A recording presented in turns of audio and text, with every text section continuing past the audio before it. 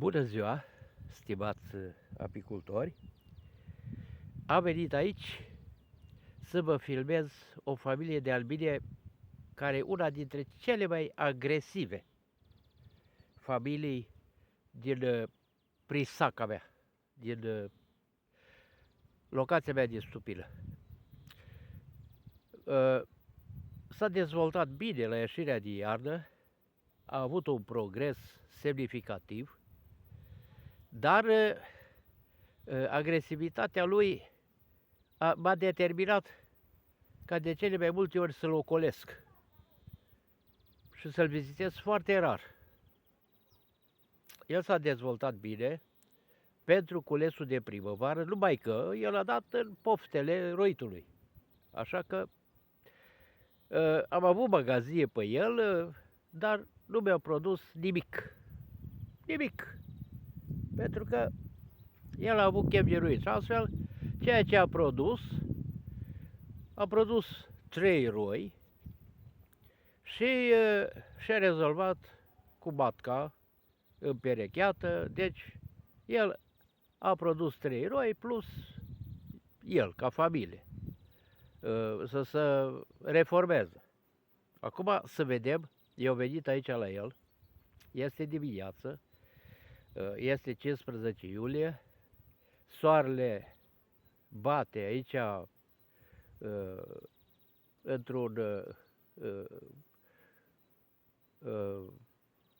mediu deschis așa, și acum am să încerc să văd cum pot să văd și eu înăuntru lui, să vedem cum stă cu puietul, ce are el acolo, să vedem. Haideți că încercăm, dar dacă nu, o iau la fugă.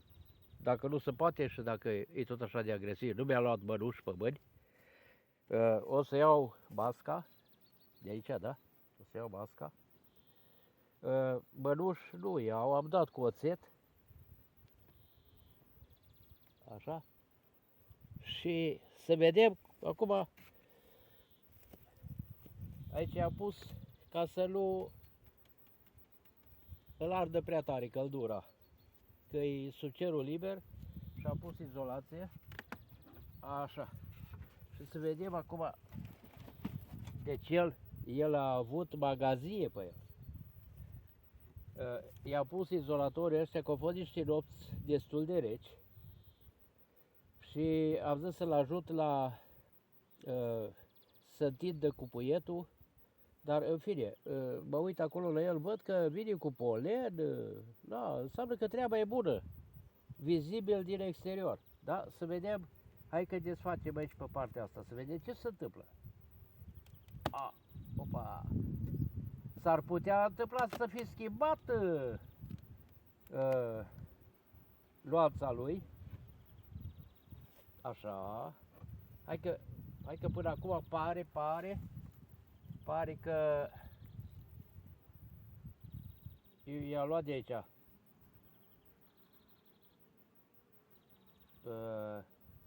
Folosim fumul? I-a luat rabe. Pentru că, înțelegeți, da, pentru că el a slăbit. Dacă a produs 3 roi, el a slăbit. De a luat rabe și l-a lăsat doar pe 3, pe 6, pe 7 rabe. Acum să vedem. Că răspunde, deci beteabă că sare pe mine, dar vedeți că răspunde cu agresivitate. Să vedem acum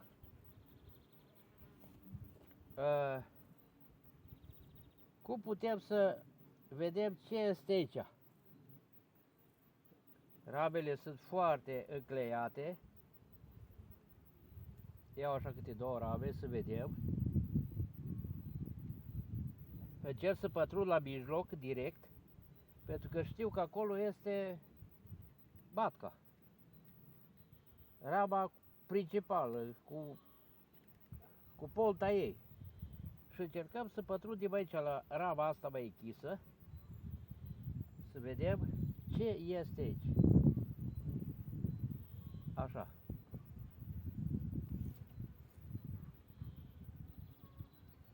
A.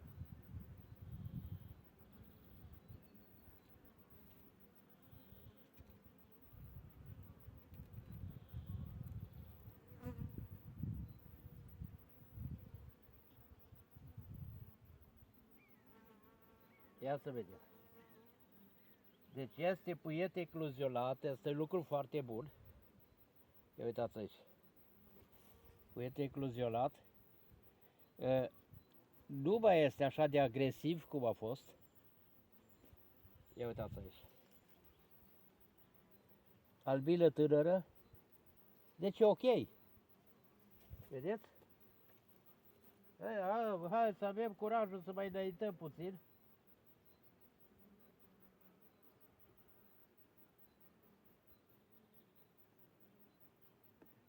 Deci să înțeleg că generația aia de albine agresive s-a dus, nu mai există. Hai să vedem și aici. Nu i-am pus nicio diafragmă, nici de o parte, nici de alta, că a zis că bă, dacă e cald, ia uite și aici. Și aici puiet ecluzionat. Deci îi pontată. Deci avem albină tânără. Ia uitați aici. Pont aici. Deci ramă cu ouă. Da?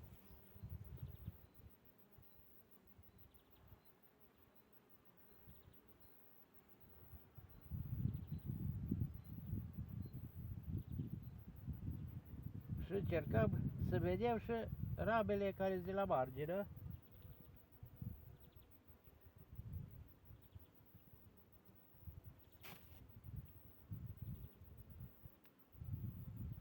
Ia să vedem aici. Ia uite. Deci avem aici. Ce părere aveți? E o matcă extraordinară care și-a făcut-o și-a ales-o pentru ultima dată de când a roit. Ia uitați aici. Vă place? Așa că vă place. Mai aproape, mai jos, mai sus, cum vreți. E clar, da? Umblăm cu deosebită atenție. Să vedem aici ultima ramă ce are pe ea. Păi da, chiar dacă e criza, a trecut teiul, se pare că se descurcă. Ia uitați.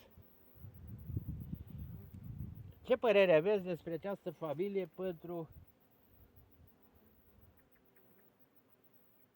timpul care urmează?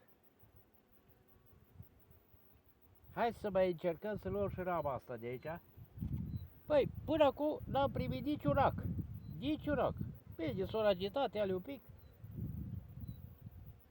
Dar atunci când am luat magazia de pe el, pentru că efectiv nu mai avea albină în magazie, doar niște plimbărețe pe acolo. După 3 roi. Dar atunci au sărit pe mine cu sutele. A venit cu mănuș. De-abia am reușit să-l închid înapoi. Ia să vedem aici. Ia uitați aici. Ia uitați aici. Deci s-a descurcat destul de bine până acum.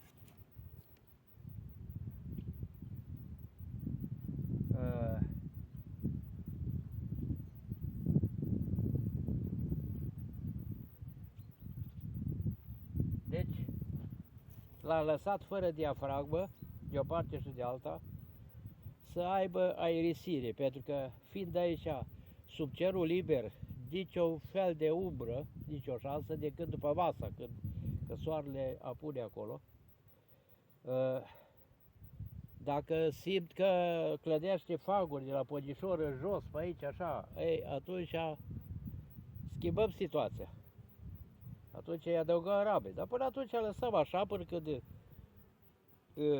îi scăldurile astea. Văd că se duce polen acolo, deci e regulă. Și uite că nu-i mai familia aia de albini așa agresivă. Vă înțelegeți?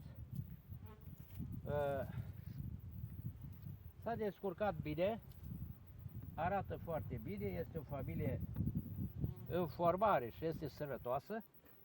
Ce mai trebuie să-i fac eu este să îl protejez de păduchele Varroa,